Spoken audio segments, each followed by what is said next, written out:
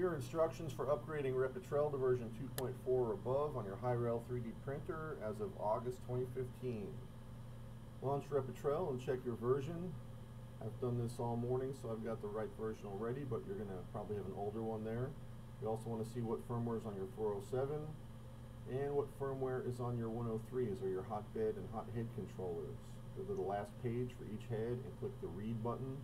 And mine shows 231A on both of them, but you probably would have an older version. Alright, so we'll quit Repetrel and go get our files.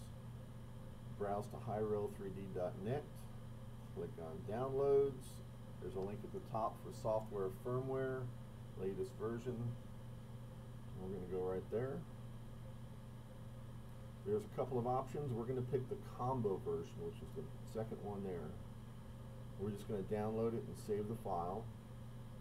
If you're running on another computer and not the tablet that came with the printer, you're also going to want to get that USB drivers.zip file. Alright, we're going to zip ahead and save those. You want to note if you have jumpers on your hotheads and your hotbed controller or not, because you get a different version of firmware based on that. So we're going to extract our files right into our download directory. Go. We're going to do the same thing with the USB drivers.zip. You don't need them if you're just installing on the same system that's already been running the printer, but for some people installing on a different platform, you want to have these so in case the drivers don't install by themselves, you can install them manually. We're just going to drag them into the Repetrel folder right there. Alright. Now I like to see both windows, push them over there. I'm going to go to my top level of my C drive and take the Repetrel directory and just rename it, because I'm going to drag the other one over. You can see I've got a bunch of them there because I've done this several times. I'm just going to call it _old. And now I'm going to drag Repetrel there. Careful when you drag these files, because sometimes the tree expands and it repositions your cursor. So make sure you go down to where the top level of C is and put it there. Next, we're going to look for any slicer installs. Sometimes the first set just had this right at the top level of C, which this one doesn't have anymore. It could also be under Program Files, or possibly under Program Files x86 if you're on a 64-bit system. Just make sure you find any that you have there and delete them. This will not delete your recipes. It'll only delete the executables. And now we're going to put the new version of Slicer, which is 1.2.9. We're going to put it in Program Files, although I'm on 64-bit, so I'm putting it in Program Files x86.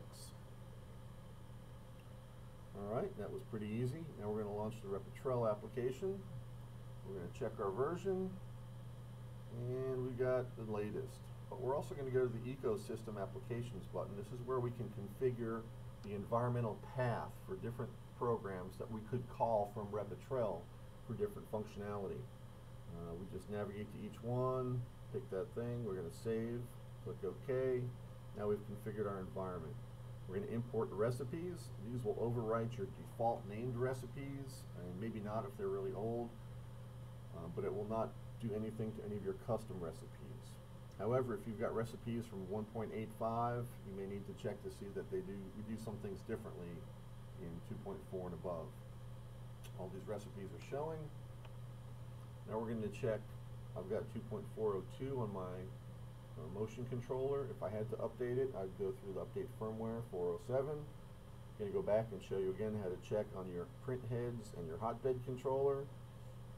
Those are the latest, 231A. If I needed an upgrade, I'd go to File, Update Firmware, Hothead Controller, and the instructions for that are listed in other videos. So Hyrel3D.net instructions has got these, and also Hyrel3D.net/downloads. Please give us a call or an email if you have any questions. Thanks for watching.